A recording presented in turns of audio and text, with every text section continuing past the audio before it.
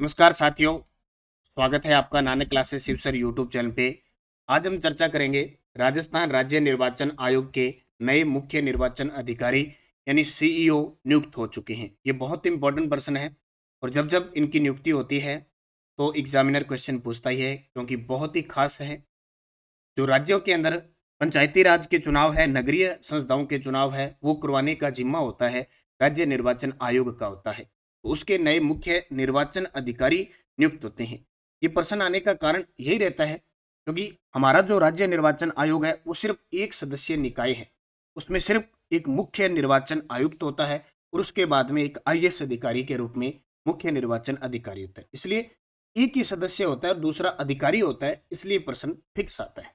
तो सबसे पहले सभी विद्यार्थी नानक क्लासेस शिव सर इस यूट्यूब चैनल को सब्सक्राइब कर लें, ताकि आपके पास मैं जो डेली न्यूज एनालिसिस की एक क्लास एक रोज आपको देता हूं, इसका नोटिफिकेशन आपके पास है। और वीडियो को लाइक शेयर कर दें। निरंतरता के लिए आप टेलीग्राम ज्वाइन करें, वीडियो की डिस्क्रिप्शन में लिंक है नानक क्लासेस शिव सर, ताकि आपके पास अपडेट मिलती रहे। क्या है आज की न्यूज अपडेट, चर्चा करते। राजस्थान राज्य निर्वाचन आयोग के मुख्य निर्वाचन अधिकारी कौन बने हैं? वेरी वेरी इंपॉर्टेंट प्रश्न है। 100% एग्जामिनर आने वाले पेपर में पूछेंगे, क्योंकि इससे पहले प्रवीण गुप्ता थे और प्रवीण गुप्ता का स्थान लिया है नवीन महाजन ने। इन्होंने, ये आपके सामने तस्वीर, नवीन महाजन ने राज्य निर्वाचन आयोग के मुख्य निर्वाचन अधिकारी यानी सीओ के रूप में पद संभाल। तो राजस्थान राज्य निर्वाचन आयोग के मुख्य निर्वाचन अधिकारी यानी सीईओ बने हैं नवीन महाजन। नवीन महाजन प्रवीण गुप्ता की जगह बने। किन की जगह? नवीन महाजन प्रवीण गुप्ता की जगह बने हैं।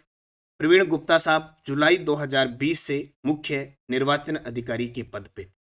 अब बात आती है कि संविधान का भाग 9, कौन सा? संविधान का भाग 9 अनुच्छेद 243, अनुच्छेद 243 के 243 के यानी तय के अंदर राज्य निर्वाचन आयोग का उल्लेख है। ठीक है, इसके अंदर हमारे राजस्थान में इसकी स्थापना सबसे पहले देखें तो इसकी जो आदेश जारी हुए थे वो 17 जून 1994 को जारी हुए थे और इसने कार्य प्रारंभ कर लिया था 1 जुलाई 1994 को। ये फिक्स तारीख पेपर में आती है। पिछले असिस्टेंट प्रोफेसर में यहां से कथन से प्रश्न आया था 1 जुलाई 1994 को। ठीक है, अपना काम करने लग गया। एक सदस्य है सिर्फ, इसमें एक मुख्य निर्वाचन आयुक्त होता है, वर्तमान में डॉक्टर मधुकर गुप्ता है, और एक आईएएस अधिकारी होता है जो वर्तमान में मुख्य निर्वाचन अधिकारी बन चुके हैं, नवीन महाजन। ठीक है, अब बात आई है राज्य निर्वाचन आयोग की। तो अब तक 1994 से लेकर अब तक कौन कौन अध्यक्ष रह चुके हैं? तो पहले थे अमर सिंह राठौड़, ये प्रश्न बहुत बार आता है। दूसरे थे नेकराम बसीन, पहले अमर सिंह राठौड़, दूसरे नेकराम बसीन, तीसरे इंद्रजीत खन्ना, चौथे अशोक कुमार पांडे, पांचवें डॉक्टर राम लुभाया। नाम सुना होगा, चर्चित है राम लुभाया। जो जिले बनाए हैं, जो जिले बनाए थे वो इनकी अध्यक्षता में, इनकी समिति ने कहा था कि इतने जिले बना दो। छठे बने थे प्रेम सिंह मेहरा, और सातवें वर्तमान में मधुकर गुप्ता है, जो अगस्त 2022 से अब तक निरंतर इस पद पे है। सर्वाधिक जो कार्यकाल रहा था वो अमर सिंह राठौर का रहा था, और न्यूनतम जो कार्यकाल रहा था वो नेकराम बसीन का रहा था। यह आपको ध्यान रखना है, बहुत इंपॉर्टेंट है। और इसका जो कार्यकाल होता है वो या तो पूरे 5 वर्ष, या फिर उनकी आयु अगर 65 वर्ष हो जाती है तो इनका कार्यकाल होता है 5 वर्ष या 65 वर्ष, ध्यान रखना।